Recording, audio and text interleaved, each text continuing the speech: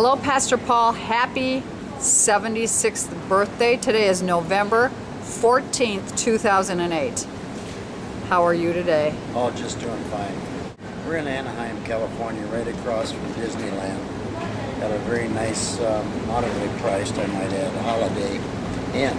Well, coming in, I was up 25 hours because I had to work the mission. And then come on the flight and get here and so on like that. So I've got plus jet lag. Okay, wait a minute. Let's back up a little bit. Yeah.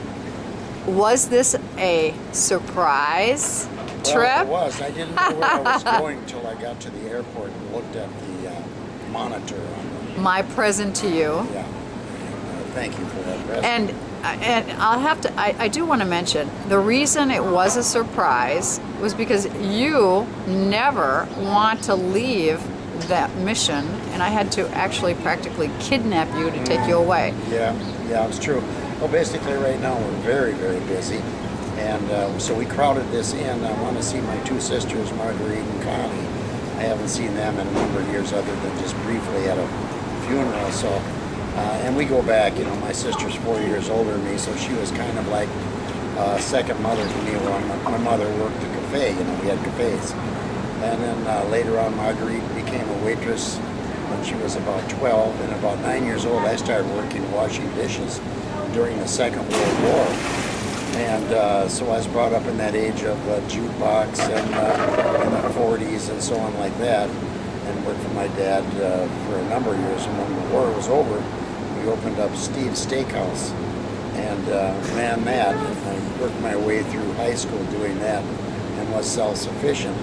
But I'd like to mention also that during those times and prior to us getting into business, we went through the Depression and went through some very, very hard times. One thing, it's funny how things stick in your mind. One thing that always sticks in my mind that my dad went down to some Greek friends, and they had some food left over from their daily meals, and he got home about 2 o'clock in the morning at our little apartment that we were that's all we could afford at that time. And he didn't wake me up. And to this day I say, well, how come they didn't wake me up for that meal, because there wasn't that much to eat. And then later on my dad, he brought himself up and bought a cafe on time. I guess that's what started me out on my road, that there isn't a fairness with people. I've always been of the opinion since probably 8 or 9, 10 years old, well, why are some people so poor and some people so rich? I always wondered that. How come this guy has got a car and he's got this and he's got all this food he wants to eat, a nice home, the kids are dressed good and all that, and some people don't have anything. And so it's stuck in my mind all those years, and I've always been, for the most part, pretty charitable. Even when I was raising a family, if somebody needed some money, I found a way to get it to them, or food, or whatever. And that's how I gyrated, I think, into ministry. Got saved out here in this very area out here, in the Anaheim area. 1972. I had been coming out here for about 3 years. That would have been the 4th year. And prior to that, I had an old camper that I built. It was a Cadillac hearse, 57 Cadillac hearse. I cut a big hole in the roof of it, and I mounted an old Volkswagen, half of a Volkswagen bus to it, so it was like a scenic cruiser. And I drove that out here for 3 years. One year, we went all the way up the coast to Seattle in that thing, came all the way back down again. Then I decided to come out, and I said, well, let's just go. We'll leave the kids home, we'll go out there. It was really the Lord, because I got saved out here. Saved and filled with the Holy Ghost right out here at the church in Anaheim out here. And so I've had some fond memories of that. And immediately after that, I went home and did some soul searching. And kind of put in my mind, I'm not going to be working anymore. I'm going to prepare for the ministry. So I led my kids to the Lord. The very day I got home, all 3 of them I led to the Lord. And I decided, I really need to start working with young people. So I started working with young people, and I used the Cadillac hearse Volkswagen situation to go out and pick up young people.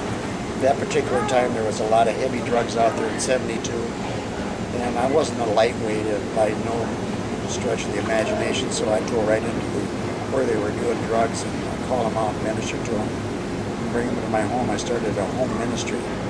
Later on, then I went to churches and I said, I've got 60, 70 kids here that basically have been saved through my ministry here. And what I want to do is introduce them to your church and bring them in. No one wanted to bring them in there because basically they were a risk to the other kids in there. And I just thought, well, after some thinking, I thought, I'll have to start my own church. So I started Disciples Ministry Church. And that was in 1974. And it became legal. I got my training at Compassion Bible College and got into ministering the gospel. Later on, I bought a building out in Brooklyn Park, just a real small little church, and had some people I was ministering to up in Wisconsin, Amy, Wisconsin, some carpenters and construction people come down. We cut the windows different and so on like that. We made a nice little church out of this. Church I bought for $35,000 out of Brooklyn Park. What it came down to, I thought I want to do some work in the inner city. So I bought Mikro Kodesh, was a Jewish temple that I converted into a church, and basically redid that whole thing with the congregation I had, and that's where I'm at right now, at 1000 Oliver Avenue North, Minneapolis. Been ministering and leading people to the Lord for 30-some years down there. Got a wonderful mission, a lot of wonderful people. Some of them have grown up and gone. And the hundreds and thousands of people I led to the Lord in my street blitzes and so on like that give me calls from all over the United States. Do you remember when I got saved back in 1972, 1976, 1980, 1981? And that's my story.